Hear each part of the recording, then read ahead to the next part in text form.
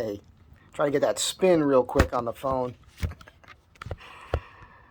Um, Bombarding you with videos today. I might wait till a day or so to post this one. So, this is about veterans when you're around veterans in public who've been drinking, like at a bar. Because I had this experience in Arizona last week with my buddy George. He owns this, Spartan Frameworks. And George, I love George, brother from another mother, both Greek guys. And when we were in the 80s, excuse me, there wasn't a major war going on, but they're still training you in the Marine Corps to be a warrior, professional killer, that whole thing. We both were, there was a whole group of us who were stationed together that all had the same story, where our ASVAB scores were really high, and we were all offered. I mean, I got offered, I could have been an officer or a pilot, but we were stupid. So we all said we wanted to be in the infantry, but because of our scores, they didn't want us just to go, straight 0311 and that's it. They find something else for you to do, which is a fast track, but you don't realize it at the time, and it wasn't really explained to me well enough at the time. So I made mistakes, So did George, so did a lot of people. What they did was they got us into what they call security forces. So the Marine Corps basically gives the Navy, I think it's like a tenth of the Marine Corps or something, for deployment on naval installations with nuclear armament. So anything with nuclear power, nuclear weapons, there's a Marine security detail to secure that, protect it, make sure nothing bad happens. And if anything happens within close proximity to that group of Marines, security forces Marines, they're kind of like a quick reactionary force. So if you're on a boat, remember the Benghazi incident? They were Marines in close proximity that could have went, that were told to stand down in that situation. Not going to get into that. I'm going to talk about George. And what Marines are like when they get together later as adults and start drinking. Because we had this incident the other night, and George is a much bigger man than me. He's at least 6 feet tall, strapping, muscular dude, and even now at our age, we keep fit. It's one of our things. Whenever we talk to one another, we're always questioning each other on our fitness and keeping each other in check and motivating one another to stay fit, and we will to the day we die.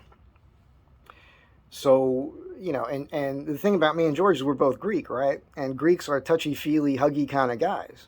And when we've been drinking, I used to have that problem with my civilian friends when I was riding motorcycles, because I'd be like, hey, man, what's going on? Bam, boom. And they'd get upset with me. I'd knock them over practically. And I was doing it out of love.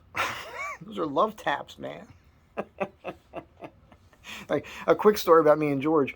Way back in 1986, we had both gotten in a ton of trouble, and we were upset about it, because we I'm not going to get too into it. I can't tell you everything. And don't worry, George, I'm not going to share what happened that time in Arizona a few years ago. But we got hammered in this room and just started wrestling around. And George is that kind of guy. He'll push you. He'll just keep pushing you until you push back. And I'm the type of guy that you can push me around a little bit. I don't recommend you try it, but I don't instantly react with violence, usually. It depends. If I'm walking down the street and there's some thug, that's different. But if I know you and we're having a good time and you're pushing my buttons, I'm going to let you get away with a lot, because I don't want to hurt anybody. I don't want it to have to get to a physical thing, because I've been in those situations where you overhurt someone, let's just say, and it's not a great feeling afterwards. So, and that could happen when you've been drinking, right?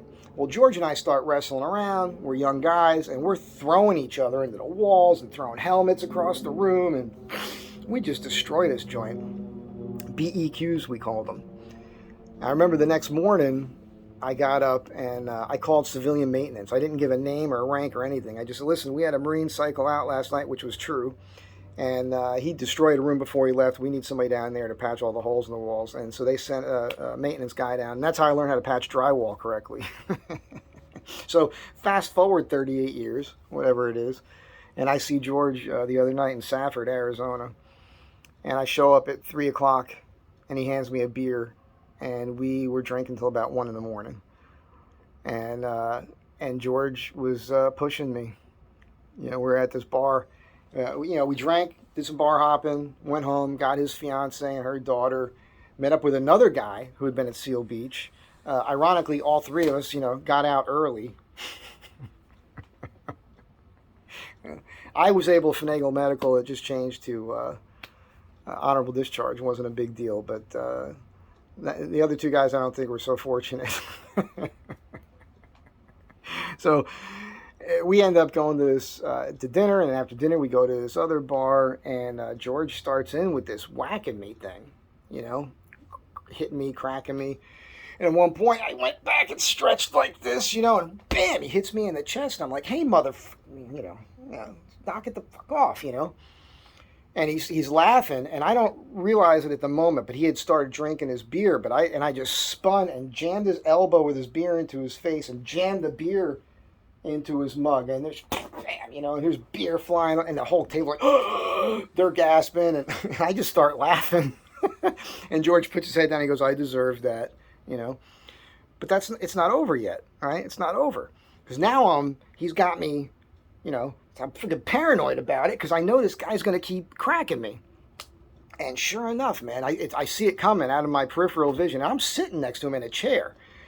And he comes with the shot, and I just deflected his right arm and spun in my chair, and bam! I punched him right in the chest. But I checked it. I didn't hit him, full force. And I told him when I hit it, I didn't hit you at full force there, man. I checked that.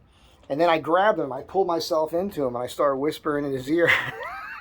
Like, listen, man, you and I could go to the floor right now and destroy this joint. And we would laugh the whole time doing it and have a blast. But these people are going to freak out. We're going to get thrown out. It's not going to be cool. So you need to settle down. I'm not taking this shit anymore.